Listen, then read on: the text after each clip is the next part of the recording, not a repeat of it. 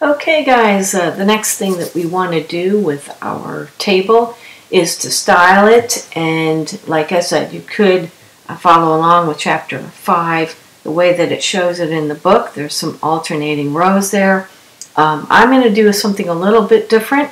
You can follow along with that, but I highly recommend that you do some experimentation. In fact, you could, after you do the tutorial, you could duplicate this and just test out some other colors and styles, and do it up the way that you want to do it. The more experience that you have with InDesign and these specialty types of things, the better off you're going to be, the more marketable you're going to be for your job experience. So when it's talking about experience for jobs, really your experience, you've got to kind of push that to the forefront. You get the experience by experimenting and trying new things. Okay, so while this is kind of tables in a nutshell, there are other things to experiment with beyond what this is a little bit. But one of the first things is, well, I want to add a little bit of color. And what I have in the colors here, not a whole lot of choice. With InDesign, of course, it comes with the set of for CMYK, we have our primary colors of cyan, magenta, and yellow. We also have black and white. We also have the primary colors of light, RGB, red, green, blue. Those are our secondary colors for CMYK. Well, in any case, I want to add some colors, and usually when you're working in production, you're going to be adding colors, specific colors that match. So if I go to the swatches and add a new color swatch, I'd kind of like to look at maybe working with some solid like greens and blues and things like that. So I could play around with these colors here, but see, I don't recommend doing that unless it's just kind of a desktop printout, and you still may get results that you don't like. Putting more ink on the paper is unpredictable. So if you're working in a commercial setting, you might want to go ahead and choose a Pantone match color with the CMYK, and I usually choose coded. It's just a standard thing. Oh, great. I'm looking at some green right here, and I need a little bit of a dark green right here. This would match an ink sample. When you're in the commercial setting, that's what you would be going by. Something that you choose that you can actually have a sample of, and the printing company actually matches that.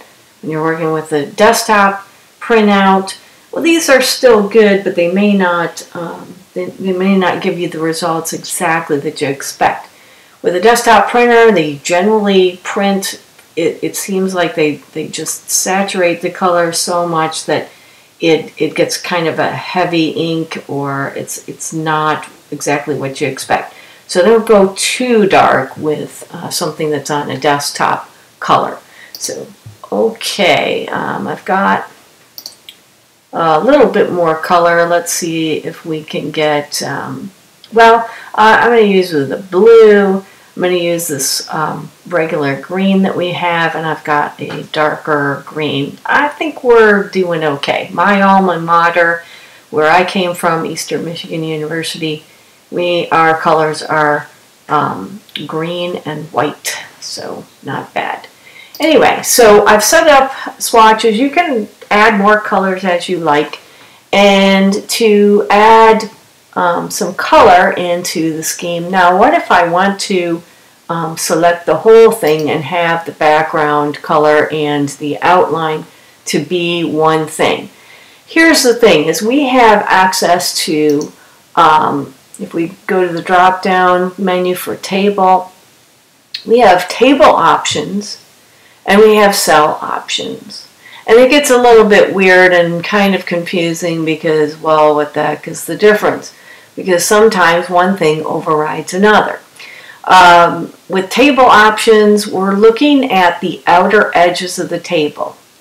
We are also looking at a specialty in way of working this alternating row strokes or alternating column strokes. That means that I want them to be kind of striped, like light and dark, or two different colors alternating one after the other, black, white, whatever it is.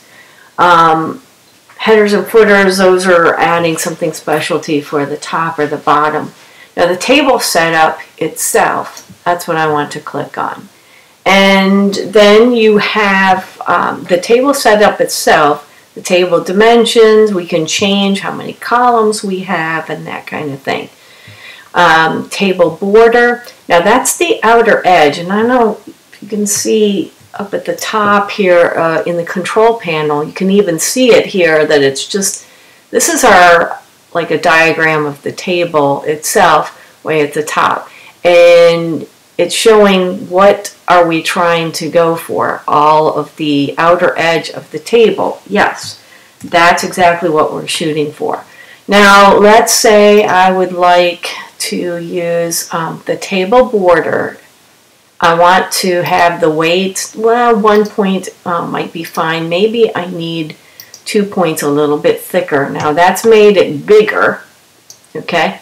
And here it's also like pushed everything in, kind of, sort of. All right, so the color, and again, this is the outer edge. It's not all of the inner stroke edges. All right, so I'm going to go ahead and click OK.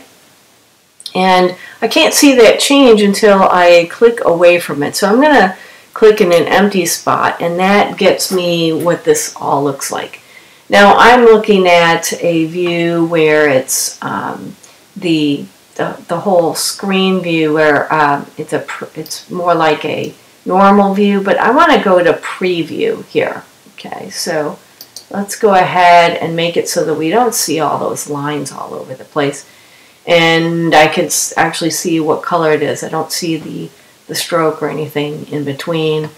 And you can see here that the outer edge is 2 points, and it did not affect any of the cells. So these are the first kinds of things that I'm working with, are the stroke here. So now what about all of the inner parts? Well, that has to do with the cell.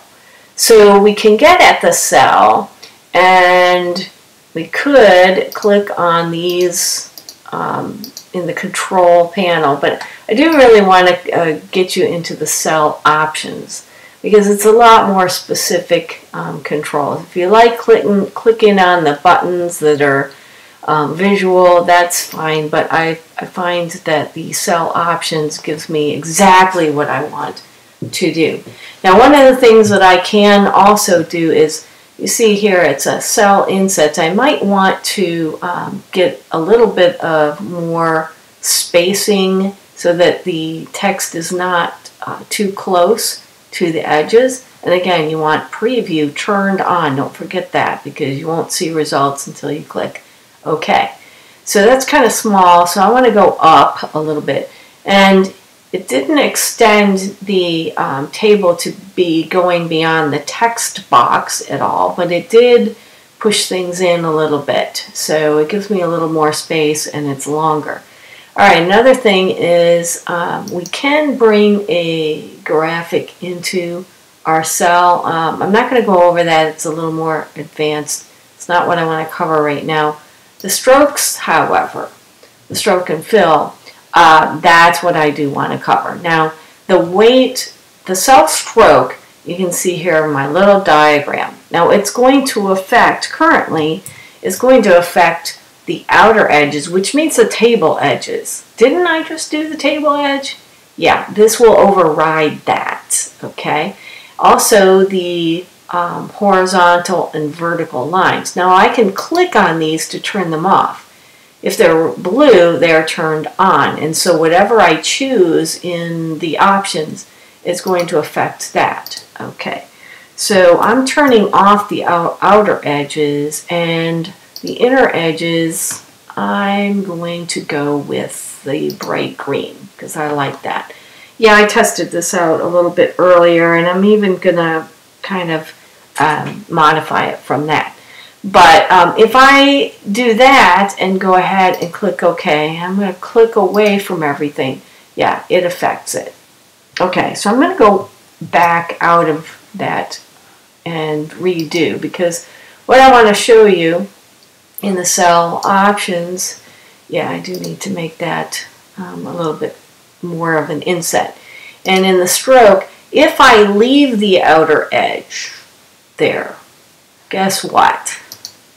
So it may, whoop, I didn't change the color, that's what my problem is. In fact, I'm going to right click on this to get to my cell options, the stroke and fill.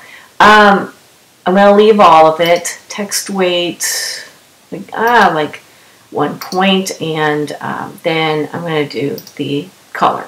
Okay, so without unchecking all the outer edges, I have outer and inner, and how does that affect it? Yeah, it overrides the table itself, and that may not be exactly what I wanted to do. So in any case, I want to do what? Say redo. I'm going back too much. Okay, too far. Redo. Oh, there we go. So I want to get that back for the stroke and fill. Let's uncheck those outer edges because I do want the table settings to be overriding it. So you can experiment with this a bit, and I think I did lose my color. I may have lost my color. So I'm going to go ahead and click OK and check in my swatch. Yeah, I lost my color, so I want that swatch. Yeah, we always do have problems. Oh, there it is, actually. Okay. No, I don't really want the color, all of the color. Undo. Well, okay. I don't want, I want none for the fill so far. Okay. So, going back to my table options, and I really wanted on the outer edge to have that 2 points, and the blue color was just fine and dandy. Go ahead and click OK, and in the next video we're going to colorize the text, change the text font, and change the backgrounds, and possibly do some alternating.